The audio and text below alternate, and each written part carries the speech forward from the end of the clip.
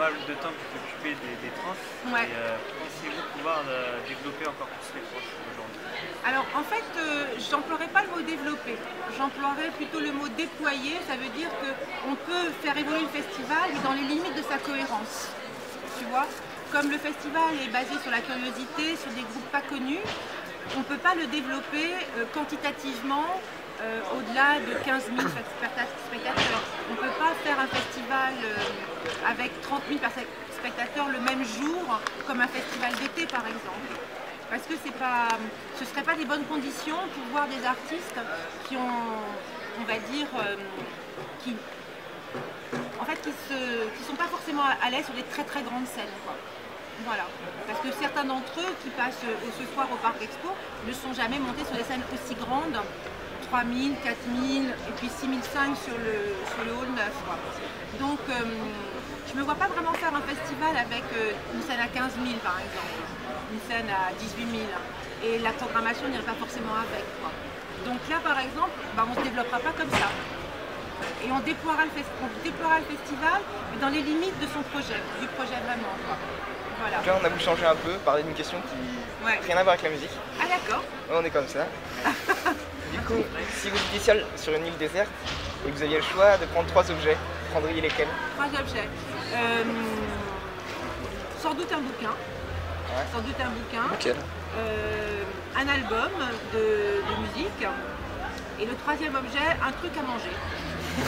Et du coup, sinon, c'était quel type de bouquin et d'album de musique? Quel auteur? Alors, la musique, on a fait au Trans en 88 un artiste qui s'appelle Moondog. Voilà. Qui est un vieux monsieur qui est malheureusement mort maintenant.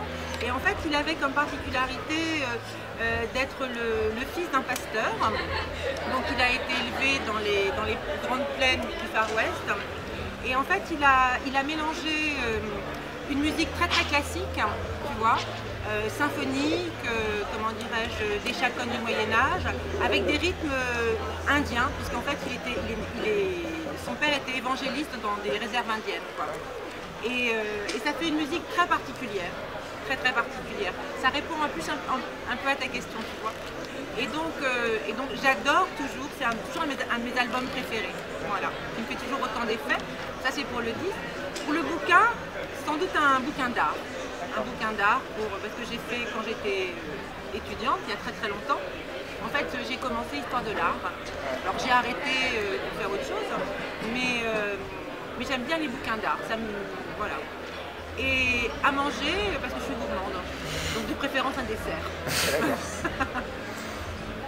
Est-ce qu'il y a un artiste, vous auriez voulu qu'il vienne, mais il a décliné ou alors il n'a pas pu venir au France? Alors moi je ne m'occupe pas du tout de la programmation, c'est Jean-Louis qui fait toute la programmation, c'est vraiment lui le directeur artistique.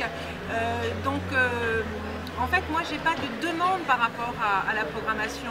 Voilà, je ne propose pas à Jean-Louis d'artiste, voilà, c'est pas mon rôle en fait. Donc non, je prends tous les artistes que Jean-Louis programme comme les artistes trans et je les accepte tous en fait. D'accord. Vous ne donnez pas votre avis Non. Non, en fait on est co-directeurs tous les deux et on a vraiment des domaines de prédilection qui correspondent en fait à nos domaines voilà, à la fois de compétences mais aussi d'amour. Moi je ne me sens pas programmatrice. Alors, il m'arrive de voir des groupes et je dis à Jean-Louis j'adore ce groupe, etc. Mais voilà, c'est arrivé pour un groupe qui s'appelait Yakta par exemple, que j'avais vu à Berlin et j'ai dit à Jean-Louis que je l'avais aimé et il l'a programmé. Mais je ne lui ai pas demandé de le programmer, quoi.